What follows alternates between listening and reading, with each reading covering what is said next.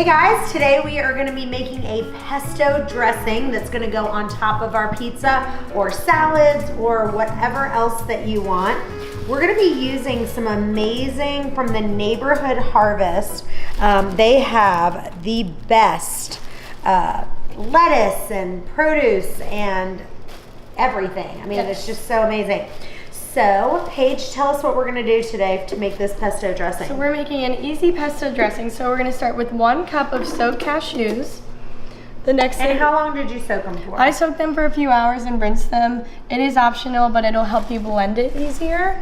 The next thing we're gonna do is we're gonna throw in 1 tablespoon of minced garlic, or I'm throwing in 3 small cloves. The next thing we're gonna add is 2 teaspoons of salt.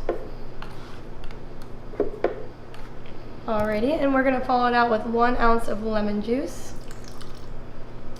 And then a 1/2 cup of cilantro. And then about a cup of basil.